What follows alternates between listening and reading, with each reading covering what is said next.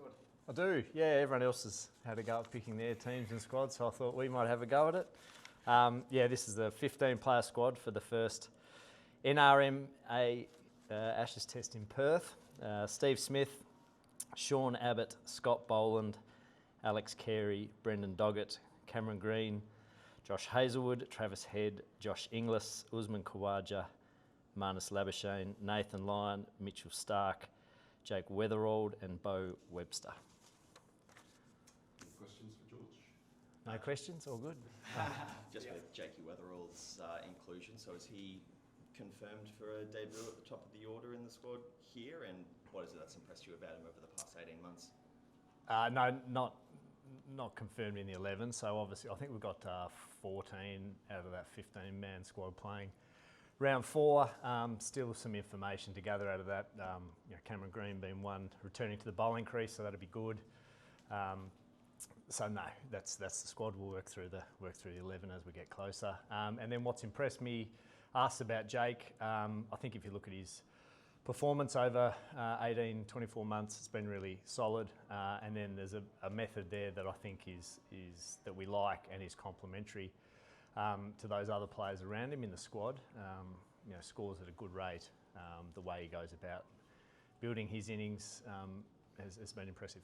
Have you made a decision on Marnus at 3 yet? I mean, obviously if he bats 3, you'll need Weatherald at the top of the order, and that'll have an impact on Green and Webster. How does that unfold for Marnus, where he scored most of his runs at 3? Yeah, as I said before, that will unfold. We'll get through these 14 guys playing round 4, get that information around where that all fits and work on the 11. So I was going to say, how close was Jake and another opening option for you? Which one? Or Renshaw, because you're in Queensland, there's a lot of people on this side of the border that we thought he might have been a chance. No, obviously, what's been really pleasing is there's been lots of batters scoring runs. So it creates good debate, creates great discussion, makes challenging decisions. So that's as opposed to getting 3 or 4 rounds into Shield cricket and no one. There's been hundreds scored around. There's been lots of runs scored. So that's really pleasing. How much more bowling do you want to see Cameron Green do for this Test match? The exact number in this game, I think it's 15 to 20 this game. So I imagine he'll hit that, and that's pretty close to what you sort of need from your all-rounder. And then obviously, what are we? We're still 2.5, 3 weeks away from that first Test, so continue to build on that. Could he play as just a batter? Yeah, he has done. Will he, do you think? Well, I don't know, because I think I'm hoping that won't be an issue, because he'll return to the bowling crease. And there's been a long build for Cam. It's been a slow and steady and very deliberate build-up. So confident that that'll continue, and we'll get good information from this next round of Shield cricket, and he'll be at the bowling crease. If Cam Green looks to do his bowling, does that mean there's still space for Bo Webster, or? Yeah, again, they've played together in the past, so there's no reason why. In the past, you've named squads for maybe the first 2 tests of a series. Is that the case with this one? Or? No, not necessarily. I mean, again, hopefully Paddy will be with us in Perth. He's continuing to build, so hopefully there's an injection of him into the squad at some point. I think like any summer, it's a home summer. Everyone's here, they're all playing cricket. If and when we need to adjust the squad, we will. How crucial is Cam Green and his fitness? Because it sounds like plan A is for him to be the all-rounder. So how much rest on him being able to get through this Shield game next week, and with those amount of overs under his belt? It'd be great to see, because that's his skill set, isn't it? So that's if someone's an all-rounder, you want them to be able to, in an ideal world, to be capable of performing their skills. So it's a nice piece of the puzzle. But if it's not the case and it ends up being another Test, then that's okay. We'll work through it. You've dropped Sam Constas from this squad. Now, what's your message to him? Why did you leave him out, and what do you want to see him do? I feel for Sammy, because I think at the moment, I mean, if he farts, it's a headline. And there's a handful of young guys his age playing Shield cricket around the country. And they're all learning, and they're all going through a journey of becoming the best cricketer they can be. And Sammy's no different to that. He just happens to be doing it under what seems to be immense scrutiny at the moment. we really like him. The investment he's been in around Boxing Day tests, he's been on subcontinent tours, he's been on MRF tours, Aussie A tours, so we like the skill set there, confident that over the long run it'll continue to build out it. It's not going to be linear, no one's passage through their career is linear, but the message is just to keep it simple and score runs and bat for as long and as helpful a way as you can for New South Wales. What do you see? Are you still hopeful that Pat Cummins will be available for the second test? Yeah, hope so. So he bowled yesterday. He'll bowl again today. So yeah, all reports as that's still tracking, and yeah, hopefully second. If not second, hopefully third. Can you walk us through the shift that you've seen in Marnus since being left out of that windy side? He's been scoring runs for fun, but just in the way he's approached it, what sort of shift have you seen in him? They might be the two things: scoring runs and having fun. Yeah, I mean, we obviously made the decision to leave him out of the team in the West Indies. He's always been a part of the squad. Yeah, well, what we've seen is runs, time at the crease. I think there's an energy and a method that I think is really attractive. But as to the actual changes, I mean, I think he's spoken to them quite a bit. Some of the technical and some of the training and some of the approaches that he's made. At the end of the day, the bit that we like is the runs. You said there's some things you want to look at in this next Shield round, but let's face it, Marnus has said before the start of the season he was batting 3 for Queensland. He's done that and he scored the runs there. What more do you need to find out about where he should bat when he's been doing it at 3? We don't need to see any more. He's in the squad. No, I think as far as, are you trying to in terms of the actual 11 and where that? Yeah, I think that's just that'll just play out in terms of it. Appreciate that everyone wants the 11. That's the squad. What are we, the 4th or 5th of November? The test starts on the 21st. Don't necessarily need to name your 11 until the coin goes up and the captain hands the sheet over. Now, I don't think we'll be in that position, but we'll work through that. How close was Mitch Marsh? Yeah, so that was a tricky one. We went to the ICC, and the issue was there that they wouldn't let the umpires take breathalyzers out onto the. And so, if he was going to be 6 or 8 beers deep by the time the first ball was bowled, it was going to make it tricky. Was he close to I mean, there was. Yeah, he is. No, I think we've. Did you toy with it? No, not toy with it. It's a discussion. I think everything that's been sort of said about it holds true. I think he's got a game that could provide an injection, a different look at how you might attack it. It's not the path we're going down to start the series. What it looks like later on, we'll see.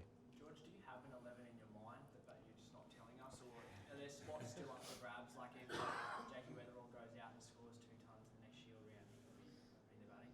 The spot's still up for grabs. No, I think it's more just gathering the information. I think with 14 out of the 15 playing, you just want to make sure everyone gets through fit and doing what you need them to do.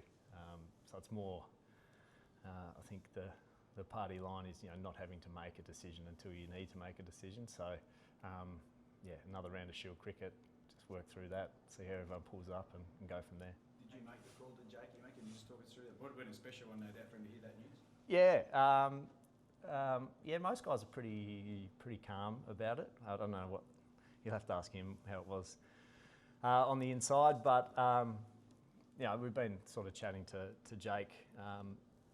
Well, he's been in quite a few A teams. There's been a lot of communication with him throughout the summer, and the feedback has always been just to keep doing it his way. That's that's what's attractive to us, is that he scores at a nice rate. He puts bad balls away. He's looking to score. He's aggressive with this sort of without being over the top. It's just the way he plays the game. So my message to him was just to continue being him and to enjoy the experience. I think it's going to be. It feels like we've had domestic cricket, we've had white ball cricket, we've had guys sort of coming in and out of both, trying to get that preparation right for this. So that sort of week in Perth together before the test will be a really nice connection point, just to touch base with everyone, have a bit of a deep breath, and sort of build out hopefully what the summer looks like and how Pat and Andrew and Steve want the team to run. The squad's been sort of kept incredibly under wraps. Like, I don't think anyone's really heard a peep about it. Like, how important was that to you guys, I guess, to make sure that nothing got out? I think it's always nice that the players hear first. And did you say Abbott and Doggett are in this squad? Yes. Is that an indication that maybe those two are neck and neck to be the next fast bowler in? It's a little. I think this is always a little bit like the batting one. It's complementary skill sets around what, where that role might be, what surface you're on, and all those sorts of different things. But it'll be the best fit again. Doggy's played round 3. He'll roll through round 4. Sean's going back to play round 4, which would be good to get some red ball cricket under his belt as well. So we'll work through it. Unsure if you saw Steve Waugh's comments as well, but he was speaking about how he felt some tough calls needed to be made with this period transition coming up that he hadn't seen enough of, and that sometimes he felt the players were the ones picking the team. Do you have a response to Steve there at all? Well, they weren't in the selection meeting, the players. No, I mean we're aware of the age profile of the team. I'm interested when people sort of have that view as to who would they like us to leave Nathan Lyon and Mitch Stark out. Is just because of their age, or is that?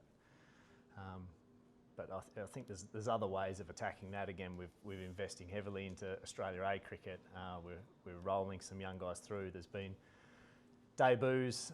There's been people on tours. That will happen, but I think you have to have respect for the fact that these guys work incredibly hard to play Test cricket. We see it as still the sort of pinnacle format, and so I think you've got to give due respect that the guys are performing very well, and they earn the right to be selected. But no, I'm not sure the players pick it. I'm sure there'd be more names on that list if the players were able to pick it. You've had a pretty settled top order for the last couple of years. Is this the hardest squad you've had to pick in your time in the job? No, it's not, because I think, as I sort of alluded to, because there's been performances. So the more names you have on the table performing, that I don't see that as difficult. That's good, as opposed to if you're trying to fill some spots or some roles and you don't feel like anyone sort of put their hand up. So no, I'll take that any day of the week. Can you just explain a bit more of Pat's role? Obviously he'll be there, keeping a close on his bowling ways, but he is the captain. Steve Smith will be in charge. Can you speak a little bit more how that will work, how that working relationship will be? No, I mean, I think talk to both of those guys. I mean, I think they work well together. But I think the main, Pat will be there. Again, hopefully he's on the sidelines for one test. So he'll be at a stage where it's important he's there as much for his physical preparation. And then, as you said, he is the leader of the group. So again, it's just a set of eyes. It's a calmness. It's an ability to keep the group together, for Steve to be able to bounce ideas off, and I guess to have that golden thread or that continuity through the series that you're after. What did you sorry? I was just speaking another one to Cam Green about where he's at, because we haven't seen him bowl for so long, but clearly he's doing the loads behind the scenes. For him to go from that to 15 to 20 in a match is next week. That is dead set of reality as far as you're concerned, because obviously we haven't seen a lot of him bowling of late. No, and a lot of that's been deliberate around a lot of bowling, but not necessarily in matches. He obviously just probably had an extra week off after that when he bowled in, what was that now, round 1, and just pulled up a little bit sore from that. So again, it was just making sure that we get that right. It's it's a 12-month build, and to sort of rush a step at the last moment doesn't make much sense. So I think it's been a pretty natural build up. Again, I don't think there's going to be necessarily your all-rounder doesn't sort of need to be in a position to bowl 30 or 40 overs, hopefully, or certainly haven't historically for us over the last little bit. So I think he'll be really well placed. Just on that transitional thing, and you talked about the age profile. You brought in McSweeney last year and Constas. How do you juggle that? When you talk about a transition, they didn't obviously score the runs you would have liked. Sticking with them through these bad patches, even if they extend for a few more testing you'd like? Because they're not there now, but how do you approach that? Because at some point in the future with the age group, there's going to have to be a bit more of possibly a perseverance. Yeah, there may, and I mean, I guess it depends how you want to define failure. They've had opportunities. I'd like to think that for a lot of guys, it's whether they get a taste of Test cricket and then they're out, or they stay in the team.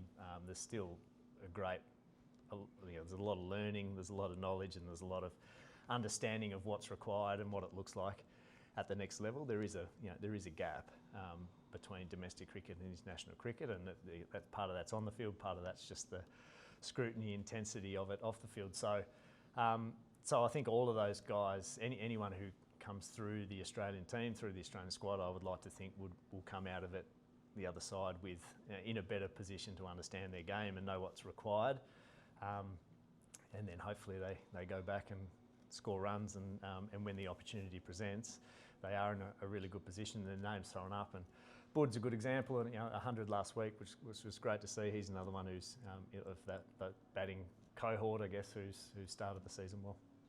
Marnus has scored so many runs. At what point in your mind had he earned his recall? The last couple of tons, just cherry on top. He already got his spot back. Yeah, I think. I mean, you know what Marn's like. As soon as he was left out of that West Indies team, his first question is, well, how many runs do you need for me to come back? And it was a very clear message that the runs would be a byproduct of some of the other things that we wanted to see, and part of that was not getting back to the old Marn, but a method and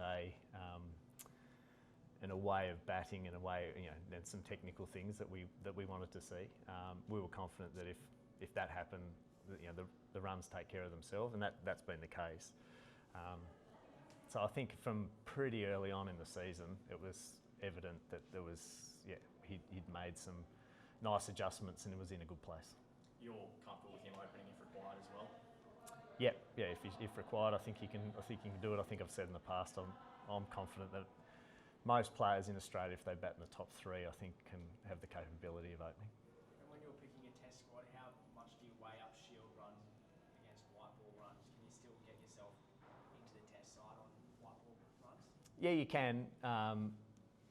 Again, I think that a lot comes down to method and what you're looking at, and what the team needs at any particular point, who you might be playing and where you might be playing. So, yeah, you can, in short. George, I'm sure I've got a feeling at your answer to this, but England's preparation has certainly been under some scrutiny from some of their ex-players. What have you made of it, given it's a white ball series, some of them not in great form? They've got one warm-up game, and that's against their own players, in effect, compared to a very busy Shield season of red ball cricket for a lot of your Test aspirants. What have you made of their Perth versus Australia's? Yeah, no, happy to talk about our preparation. No, I think on a serious note, I think we've had really good support from the States, from players, even from the organisation, when you're trying to balance a pretty important white ball series for us against a team as big as India, with trying to prepare some individuals for Test cricket. We've had some good support around that, and trying to get that balance right. So, and I think to end up with 14 of our 15 playing this round of Shield cricket's really pleasing. Have they got it wrong? Nobody knows. Before this team was picked, Stuart Broad said this was the worst Australian squad since 2010. Do you think this is the worst Australian squad since 2010? Don't know. Hope not. What do you make of the build-up? I mean, there's been a lot of talk from the English end of this summer. Build-up. There's been a lot of talk from Australia too. It must be in Ashes. Yeah, how good. It's you can't help but get excited, can you? It's a big series. Both teams, I think, will be confident. Both teams would be very trusting of their method and the way they go about it, and no doubt will have clear plans of how they want it to go. I'm as excited as anyone to see how that plays out, and love the scrutiny and the chat about it. What about the narrative of it's Australia's way versus